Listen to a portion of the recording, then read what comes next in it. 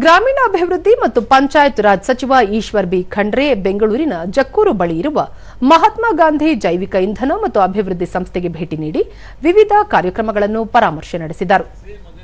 ಈ ವೇಳೆ ಕರ್ನಾಟಕ ಜೈವಿಕ ಇಂಧನ ಅಭಿವೃದ್ಧಿ ಮಂಡಳಿಯ ಅಧ್ಯಕ್ಷ ಎಸ್ಎ ಸುಧೀಂದ್ರ, ಪಂಚಾಯತ್ ರಾಜ್ ಇಲಾಖೆ ಕಾರ್ಯದರ್ಶಿ ರಂದೀಪ್, ಮಹಾತ್ಮ ಗಾಂಧಿ ಗ್ರಾಮೀಣ ಇಂಧನ ಮತ್ತು ಅಭಿವೃದ್ಧಿ ಸಂಸ್ಥೆ ಕಾರ್ಯನಿರ್ವಾಹಕ ನಿರ್ದೇಶಕರಾದ ಡಾ ಗಾಯತ್ರಿ ರೆಡ್ಡಿ ಮತ್ತಿತರರು ಉಪಸ್ಥಿತರಿದ್ದರು. ಬಳಿಕ ಈಶ್ವರ್ ಖಂಡ್ರೆ, ಜೈವಿಕ ಇಂಧನ ಭವಿಷ್ಯದ ಇಂಧನವಾಗಿದ್ದು, ಈ ಬಗ್ಗೆ ಮುಂದಿನ ಪೀಳಿಗೆಗೆ ಹೆಚ್ಚಿನ ಅರಿವು ಮೂಡಿಸುವ ಅಗತ್ಯವಿದೆ. ತರಬೇತಿಯಲ್ಲಿ ಗ್ರಾಮೀಣ ಪ್ರದೇಶದ ಶಾಲಾ ಮತ್ತು ಕಾಲೇಜು ಮಕ್ಕಳನ್ನು ತೊಡಗಿಸಿಕೊಳ್ಳುವಂತೆ ಸಲಹೆ ನೀಡಿದರು. ಪ್ರಸ್ತುತ 150 ಐಐಟಿ ಮತ್ತು ಡಿಪ್ಲೊಮಾ ವಿದ್ಯಾರ್ಥಿಗಳಿಗೆ ಸಂಸ್ಥೆಯಲ್ಲಿ ವಾರ್ಷಿಕ ನೀಡುತ್ತಿರುವ ತರಬೇತಿಯನ್ನು 300 ಸಂಖ್ಯೆಗೆ ಹೆಚ್ಚಿಸಬೇಕು.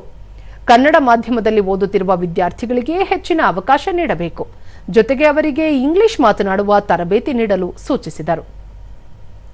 ಘನತ್ಯಾಜ್ಯ ನಿರ್ವಹಣೆ ಮಾಡುವ ಪೌರ ಕಾರ್ಮಿಕರಿಗೆ ಸುರಕ್ಷತೆ ಕುರಿತು ಅರಿವು ಮೂಡಿಸಬೇಕು. ಘನತ್ಯಾಜ್ಯ ನಿರ್ವಹಣೆಯಲ್ಲಿನ ಉತ್ತಮ ರೂಢಿಗಳನ್ನು ರಾಜ್ಯದ ಎಲ್ಲ ಗ್ರಾಮ ಪಂಚಾಯಿತಿಗಳೊಂದಿಗೆ ಹಂಚಿಕೊಳ್ಳುವಂತೆ ನಿರ್ದೇಶನ ನೀಡಿದರು.